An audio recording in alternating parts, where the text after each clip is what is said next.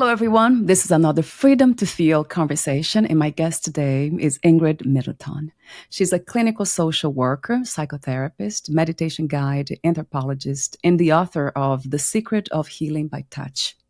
She's also a certified mindfulness, trauma-informed yoga instructor, seminar leader on stress, anxiety, and depression, medical case manager for hospitals, discharge planning and coordination, children and youth specialization, couples therapy, and more. So the full bio will be at the end of this video. Gosh, yeah, it's amazing.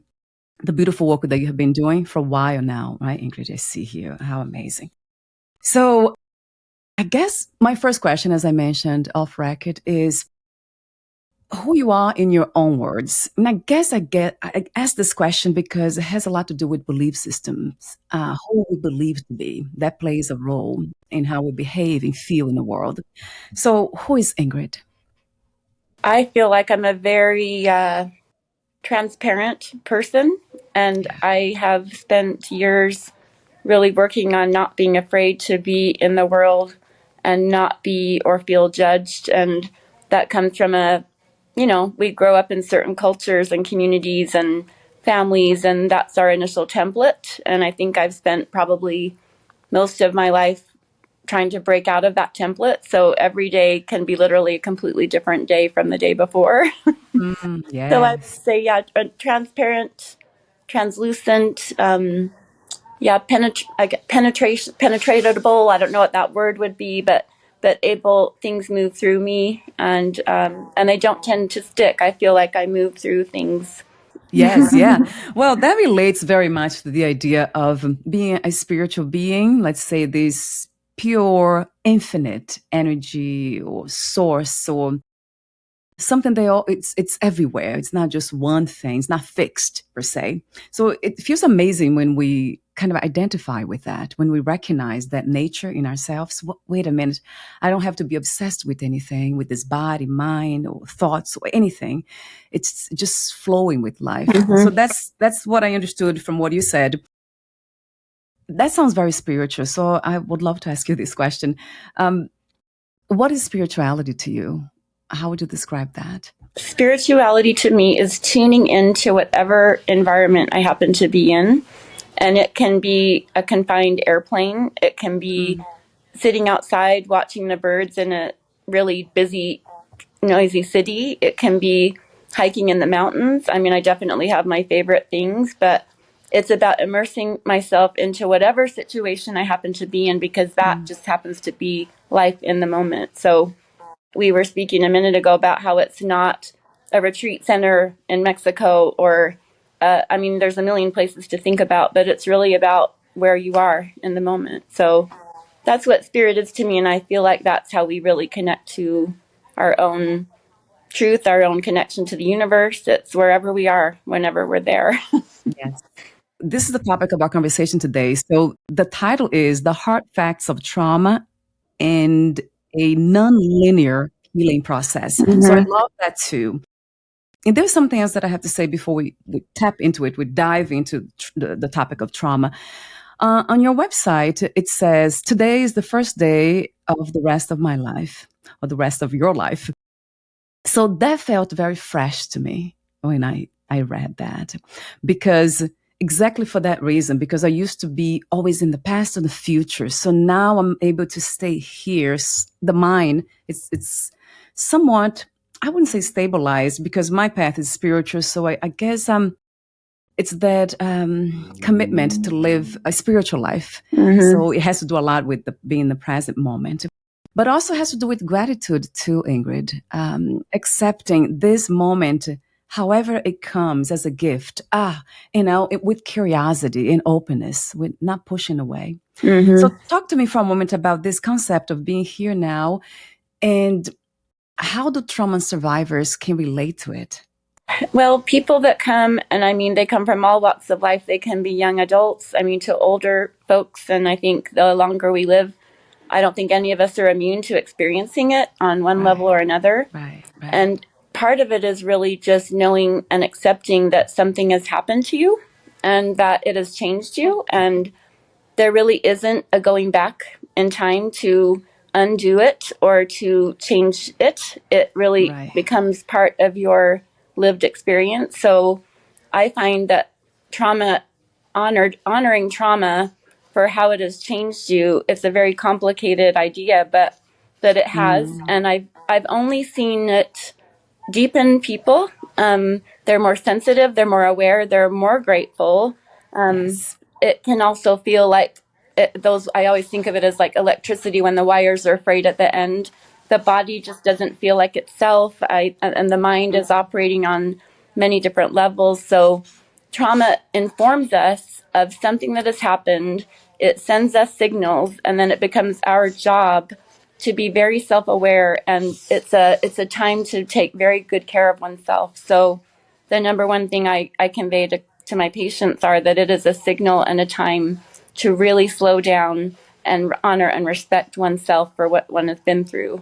And then everyone's journey out of that is different. And I've had patients that I do EMDR with, and in 6 sessions, it's like nothing's happened and they're free and they're clear. Others, it takes a lot longer. So it's, again, I don't feel like there's any method that really does anything to cure it. It's everyone's unique individual journey, and not being afraid to really try to work with and understand it and how it's changed a person. So I would love to hear your story too, if you could share that, Ingrid, of trauma, and how do we learn to recognize that we are there, we are ready to change, and when are we ready to change? What would you say? Chaos, in my case, just going really deep into suffering, and to wake up and say, okay, that's enough. So talk to me about your perspective, and then how do you help others navigate that realm? There's, oh my goodness, my own trauma, and I won't go into it in too much detail, but mine was a few years ago, and I lost several very deeply connected things in a row. My mother passed away.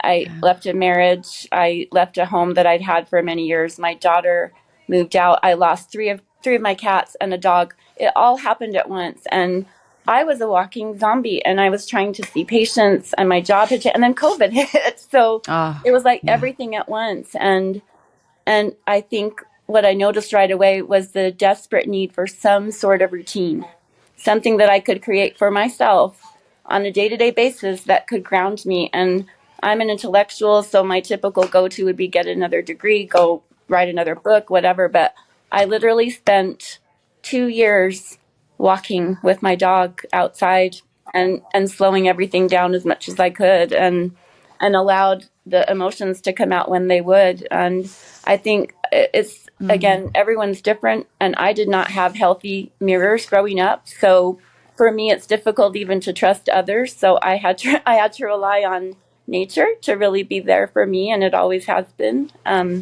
So I think one of the things I look for in my patients that are going through a traumatic experience is to assess their surroundings, if they have a support system, if they have a person or a place or something that can help them feel reflected and safe. Because I think safety is a big thing here too. Trauma can unseat us, and our everyday life can feel like there's a threat lurking, and the hypervigilance that happens drains us of energy and takes away so much of who we are, because we're so busy, like, what's going to happen next? It's like, when's the next shoe going to fall off? And so helping a person, number one, ground themselves and to find a sense of safety again within their own bodies can take a while. But that's really one of the very first things I try to do, so that a person can wake up and not immediately feel like there's a fire alarm going off. It's routines you can establish, in the morning to help you feel like you're connecting to yourself and the outside world. And so those are just little things. And then I do a couple of other things with my patients that I've found to be very helpful. I do a trauma timeline, and what I found to be interesting are people will go all the way back to childhood. We don't just start at when this last trauma happened. We start at the very beginning, and I have them mark off everything they can remember from the time they're little until now, things that have changed them and affected them over the years, and the impact it's made. And they go, wow, I never knew this was like a minefield. Like this blew up here, and how am I still functioning? And this is why I did this. So it's amazing to see then they open up to realizing, wow, I'm still here and all this happened to me and I'm a survivor. And so that's been amazingly helpful. And then I do another thing called the Constellation Project, where I'll have a person bring a poster board and I'll have them draw. It's like looking at outer space. I have them put themselves in the middle, drawing themselves as a planet, and then all the stars are all the different people and things they've experienced that have helped them become who they are. So we're looking at ways to unravel the trauma, but then also replace it with positive things that have happened, so that they feel there's some redemption to all the things that they've experienced. Right. You see, there's something about nature that I believe we are. It's not even a belief system. We are nature. We are not just part of nature. We are nature as well. But the difference between us and the natural world is that we have the thinking mind, and then we are so attached to the idea that we are thoughts, that we are our thoughts, that we are memories and all that. So talk to me about nature. What do you do as a meditation guide, and why Oh my goodness. nature? Yeah, I know we could talk forever about We that, could right? about this. I could go on. Like I immediately tune in. Like whenever I go anywhere, I'll immediately tune in. And this may sound a little bit obscure, but I pay attention to places. And if I don't hear some kind of nature, whether it's crickets or birds, then I get a little bit anxious, and I feel like there has to be some element of connection for me to feel safe. But I pay attention to patterns. The time birds wake up in the morning and start singing, or the time that you're hearing them gathering again at night after they've had their day, it helps to really tune into the idea that all this is going on inside of us. But guess what? All this is still going on outside of us, and it's always going on. No matter what we're experiencing, we can always tap into it, and it's always available. So, and then helping to realize the sun is coming up at a certain time, it's going down at a certain time. We can start learning how to pay attention to those rhythms. And so nature to me is spirituality. So I feel like that is the number one way to really connect to what I feel like is a higher connection and power. Everyone calls it something different these days, but yes, and tuning into that isn't that difficult. It just takes an awareness and a practice, and people can start right where they are. They don't have to go anywhere fancy. It's literally going outside. So it's simple, isn't it? Super simple. Yes. So I'm a student of Advaita Vedanta, which is a non-duality spiritual system of knowledge from India. And the interesting thing about that, because I'm very interested in knowledge too, it's in not just the intellectual knowledge, experiential. So I have done a lot of studies with that. And now my idea of spirituality, or living a spiritual life, the very, let's say the starting point is I'm not the body mind, which means I'm something that it's aware of the body mind, of thoughts, of memories, of you, or this microphone, the voice, and nature, and everything else. So that just changed everything, Ingrid. You see yourself not just as the observer, the one that's watching everything, but the one in which everything's happening. So it's not that God's in everything, but everything's in God. Yes. It feels different. I don't know. It just really does. It really, really does. And we're all extensions of that God, right? We're all, if we think of it this way, we're all experiencing a version of the world that God would want to be experiencing, and it does include trauma. And it's unfortunate that trauma's become this. What should I say? Like, it's become a word that is so commonly used, and I think feared, and sometimes even capitalized on, because people now seek it out. But really, I think of trauma also as, when we go into nature, we look at a tree. I learned this in one of my classes. We look at a tree, and then whatever tree you might be looking at, here there's pine trees, and there's a lot of obscurities in them. They're big tumors, or they're big bulges, and what it turns out to be is that tree had something happen to it, and the tree can't heal it. It can only seal it. And humans don't have to just seal it. They can heal it. So we have that capacity. But but we are so connected to everything, around us, and it helps us to see who we are by noticing those things too. Yes, yes, yes, yes, yes, yeah. That's in a way, it's going deeper into that realm of spirituality in that sense of, and it's not really mystical. I call it the science of spirituality, really, Vedanta, this kind of a philosophy.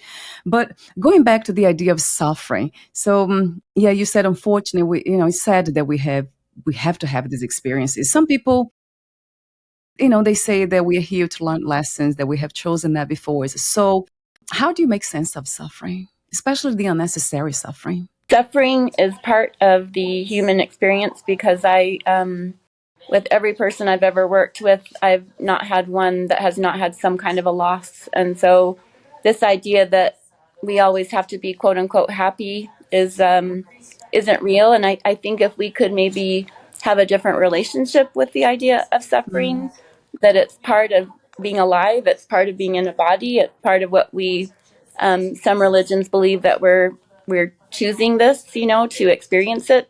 So suffering is something that is it's a collective experience. Everyone on this planet will have it to some degree or another at some point in life, and Yeah.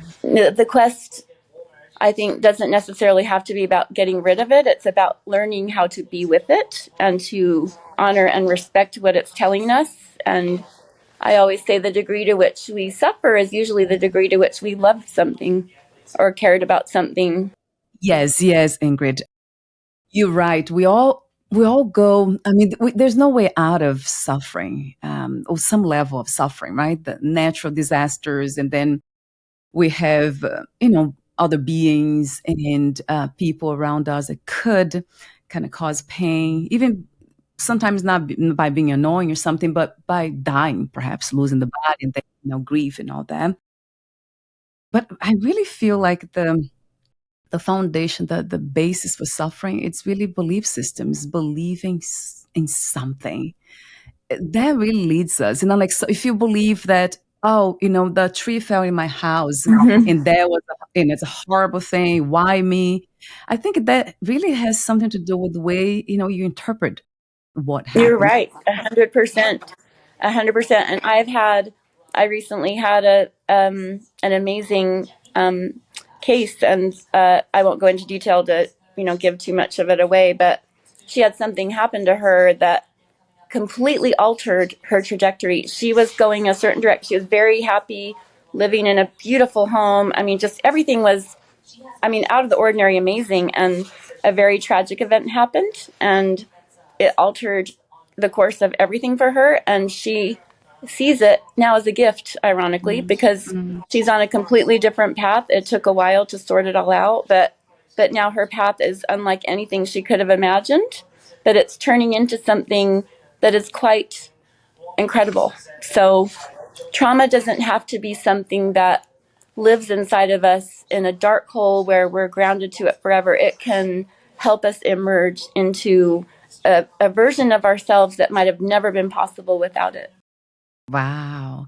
That's, I think, Gabor Mate, he talks about the wisdom in trauma, right? He does talk a lot about that. Not really trying to see it, or let's say trying to transform trauma into something amazing, but just being able to observe, like to be curious about it. What, like you said, this relationship to pain, to suffering. How much, wow, how much can I be open to it? Curious. How I would love. You see, I call it the dance. Dancing with things. Like, how can I dance with pain? And that has been my case. I'm always looking at everything from that perspective. Any challenge that happened, my husband, Mm-hmm. sometimes he's just too much Yeah. because he's just so much. Everything that happens, it's happened to him, and then he gets really out of control. And then, like, just watching that, I can't believe it. That, I mean, I can't. That's interesting. I can't change his belief system. I can just be there for him. Mm-hmm. That's another kind of dance. What you do is really beautiful, with your clients and people who are suffering, just being there for them. I think it's a presence too. It has to do with presence. Mm-hmm. And the shadow. We don't talk much about the shadow. Mm, That's a whole other probably, conversation. But our world lives with this idea that everything has to be so shiny and look a certain way. And we all have our shadows. We all have the things that we don't want to even acknowledge to ourselves. And so, but those things unacknowledged can then surface through a trauma. A trauma will open that right up. That door will be open right to that shadow. And it sometimes like startles me. I didn't know that was there, but it's the trauma that ignited that connection. So the healing can actually be so much deeper. I mean, it sounds awful, but when a trauma happens, we're like opened. We can't help it. We're open. We're vulnerable. And it means that we're more susceptible to the echoes of the past, to things that we have not dealt with, to things we don't want to acknowledge or have carried. And again, another conversation, but there's now a lot of research in epigenetics, and we're carrying the wounds of our ancestors that have never been dealt with too. So again, trauma can open all this up, and it can be such an opportunity to learn about oneself and one's history and one's possibilities. Right. Yeah. You see, I love that, this idea of going deeper into the, asking questions, being curious about the nature of being, the nature of human beings, and then life itself, and then the universe. And then who knows, maybe there is not, the universe just exists in our own minds too. It's here. It's in us. Nothing's happening anywhere. So it's that openness of, of being willing to go deeper, not stopping anywhere. I just love that, Ingrid, the idea that we cannot just be, we cannot think that we know. I think that's what it is. And the interesting thing about these studies that I do, as a student of Vedanta, is that it's a knowledge-based thing, but it's, in the end, it's a knowledge that you can't really express it. You just, with language, you just know that you are, but it's just amazing. That changes everything. You see, it is a type of knowledge that it's not really based on language. Yeah, and it can make no sense to anyone else. I've had many people say, "Why did you do that?" Yeah, it's just because I knew. And then we know too, when we're on a path that maybe makes no sense to anyone else, when we start experiencing those synchronicities, and things will just suddenly show up, and it's when we are more open and we're more aware. And it's funny that you said that too. I interview a lot of people, and one of the questions that I used to ask, I still ask that question, but I think I stopped for a while. What 3 things you wish everyone to experience before they die? And then, I just got some people to say almost one after another. They don't know each other. And they said suffering. I wish for them to go through something really painful for the reason that you spoke of, so they can open up, to the possibilities of what this is, which we call life. So in a way, it is a gift. I agree. I don't wish for anyone, and I don't wish for myself to come back in this, to live another life and to go through the suffering that I went through or you went through. But there is something about suffering. You're right. It just dispels ignorance. It opens the possibility to get to know something that we were never aware of, and that, right? And then opens possibilities, not just healing, but just the real knowledge of what we are, not even who, but what. and it's we all know, we open up the newspaper and there is so much suffering in the world, and it can be really hard to even pay attention to that. But I always go back to this idea that we don't have to feel helpless about that. We can, even if we're suffering, we can help heal ourselves if we are helping something else that is suffering. And a big thing I do, I do rescue. I do dog rescue and take in animals, and I've always felt like it helps me to be able to remind myself that capacity for caring is so much deeper because of what I've gone through, and it gives me an ability to want to do more. And so, people that have never had any suffering, they can distance themselves from the world suffers, as the world is suffering. So it's not maybe it's a kind of a weird blessing in disguise. Yes. Interesting that you said that too. Gosh, just something else came up. Yeah. I think the more we become selfless, the less we suffer. Yeah, because we're not caught up in our own Yeah. mind going around. Like and the more we care about other people, the more we work out our own material because we're working it. It's like a pot of stew. Just remind me of on your website, something that you sent me. Yeah, your website has a picture of a video of you walking with your dog. I think it's a German Shepherd. And then I look at, oh my God, it just melted me completely. I have a dog too. And I'm like, what's not to love about them? Yeah. And maybe that's why we love, plants and animals, because they seem to be so selfless. They give themselves to us, and Unconditionally.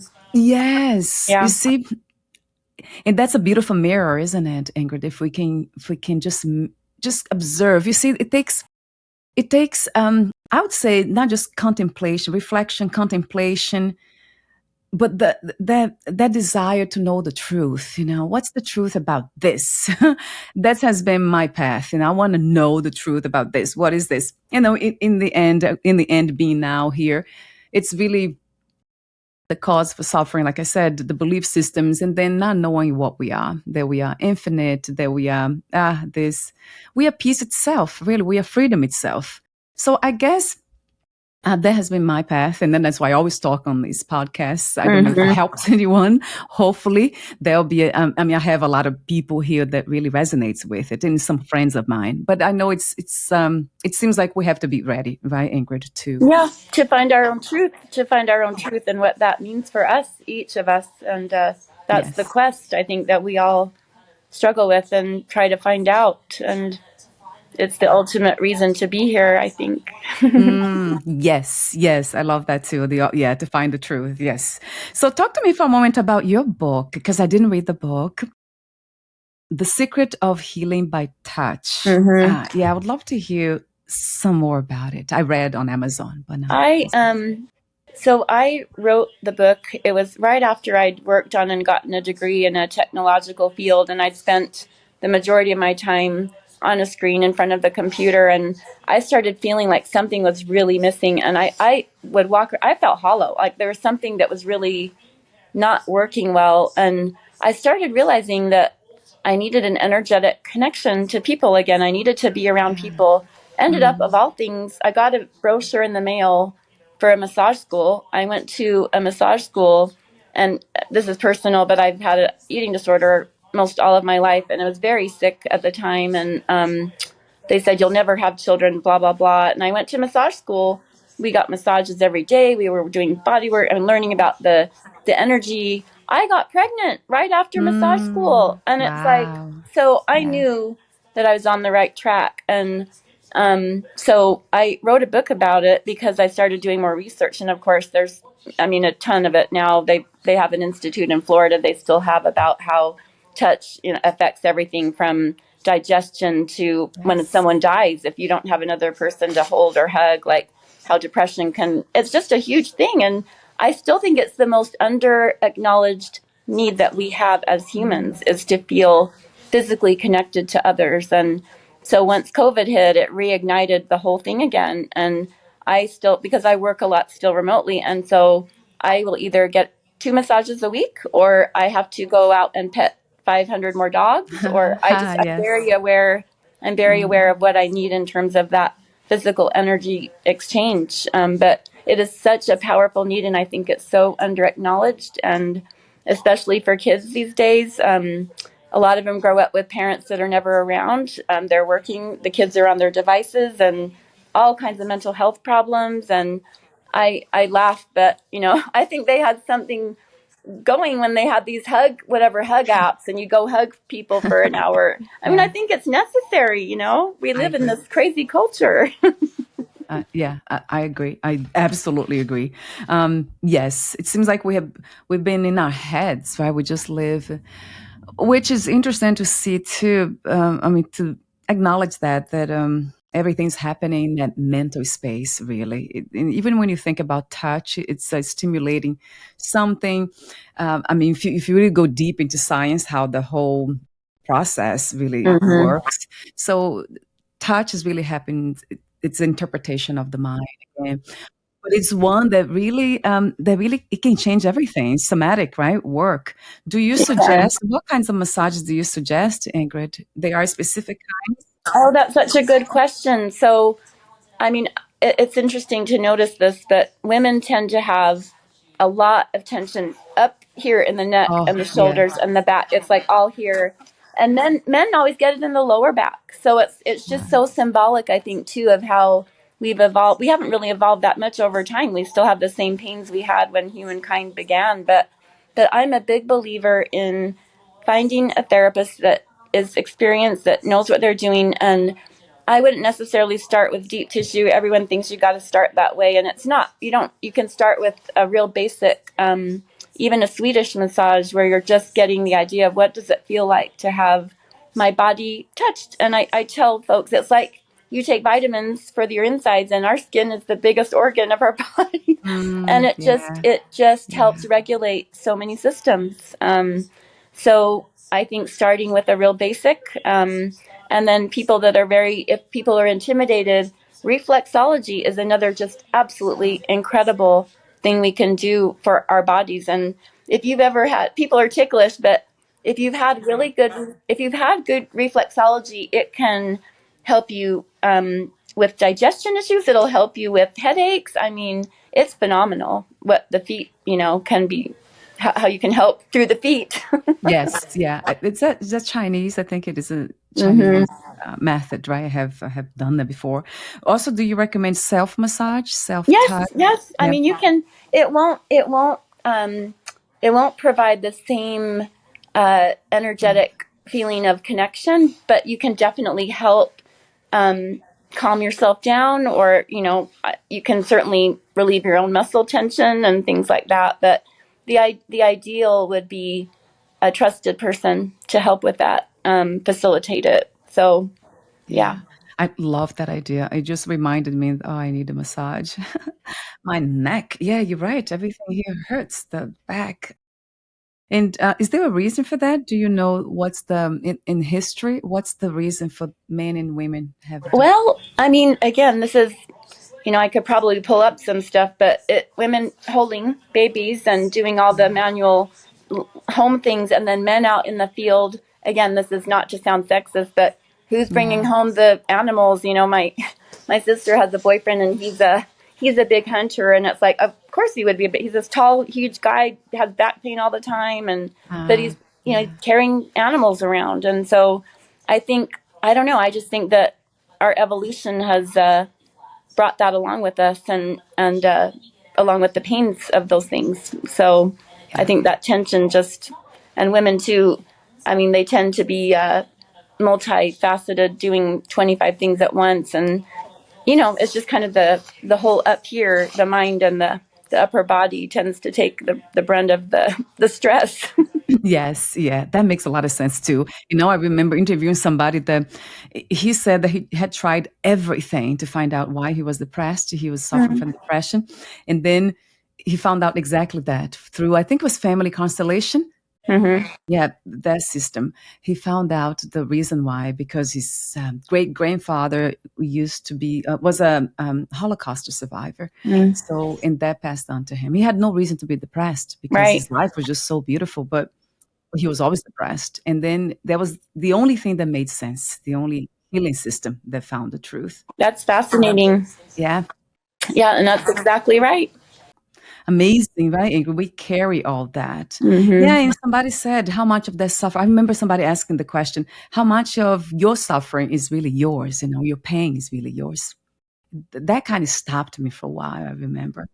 It can Um, stop you for a long time. And I know we're getting close to finishing, but I've had this tendency to yeah. always keep suitcases packed. Always. It doesn't matter where I am. I don't want to unpack them. And I started realizing this comes from my own family escaping East Germany during the war and having nothing but a suitcase and not being able to unpack because they had to move again and move again and Mm. move again. And that it made no sense until I started thinking about it, taking the time. Trauma caused the opening, and then the discovery begins.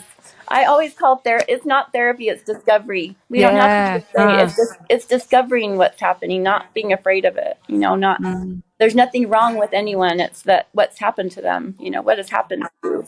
Yes, yes, and have the courage, right, to explore the landscape, right? Being curious. I love curiosity. I'm so curious.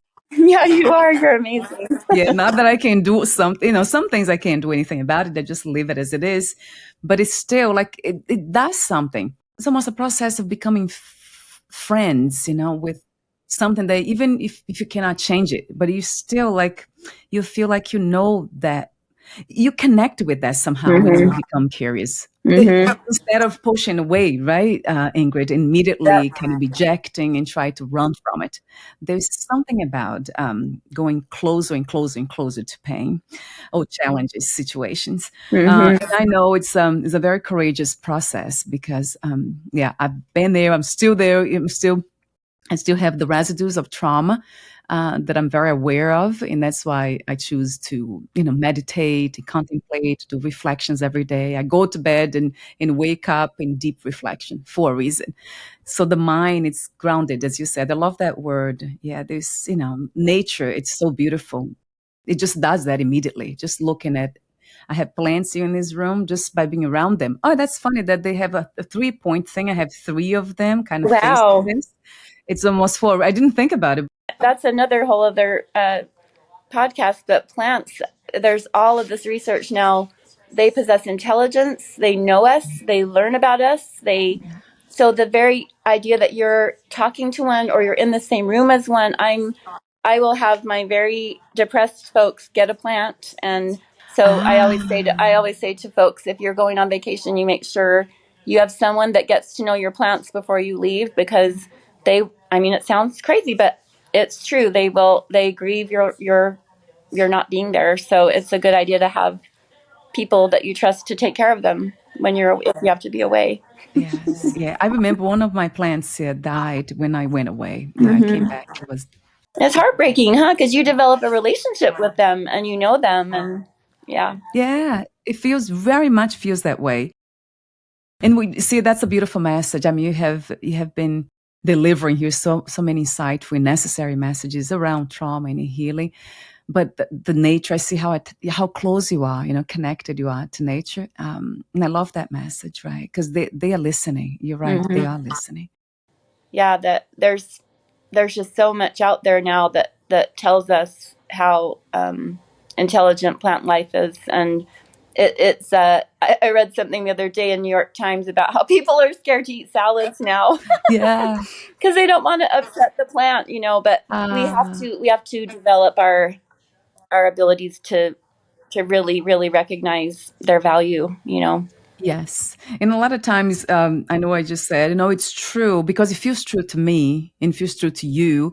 But I know it takes almost like this practice, returning to intuition again, to what we are, to the nature of self, to really understand that. Because it Mm-hmm. seems like have become disconnected, right, Ingrid, from all that. So we don't even understand that language of, that we are saying, that we're talking here when we say, yeah, it's true. I do feel when, that they like when I laugh, they like when I'm happy. But how do we know that?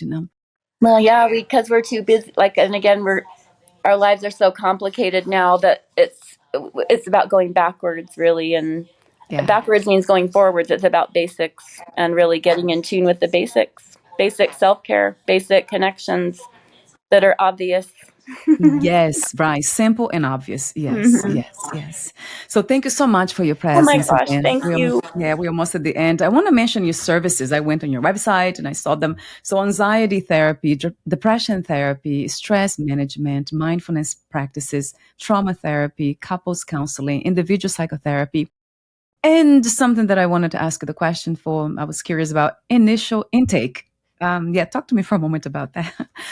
That is really just, I call it my kind of getting to know a person session. And it's really just to explore what would it look like to work together. So I hate to say this, but I am not the traditional crazy, like assessing like for hours, like medic history. I don't care about all of that. It's about, does this feel like it's a good connection? The intake is about an intake.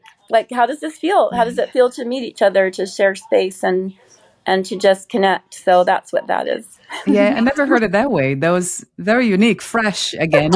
Initial intake. Yeah. Yeah, it's almost like taking in, right? The energies and feelings. And yeah, it goes back to being grounded. How do I feel being here in the presence of this person? I love Mm-hmm. that. Yeah, that's, of course, yeah, that's very necessary.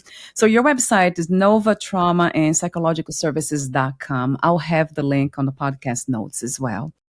Thank you so much for your Thank you. presence. Thank you so much And too. I want to, if you don't mind, I'll ask you a question, an ending question. This platform is titled The Freedom to Feel for a reason. But I wanted to ask, what is your idea of freedom? What is to be free to you, Ingrid? Oh my goodness. It's to wake up and hear the birds singing outside my window. Yes. Wow, that's simple. Yeah, it's very simple. Yeah, and to know that I can get up and go on a walk and a hike and be outside when I want to. And I don't have to go to an office all day. And Yes. freedom Yes. is being able to go outside. Yes, you even talked about this interview. Right, it would be good to be outside. Like you had the idea. Why not? Yes, that sounds wonderful to me. That sounds like a message again of reconnection, connecting to what we already are, which is interesting, right? It's returning home, a place that we never left in the first place, the place of peace. Thank you so much again for your Thank presence and you. what Thank you you so do. much. So nice to meet you. Nice to meet you too. We'll be in touch again, Ingrid. Bye for Okay, now, my dear. Take bye. care.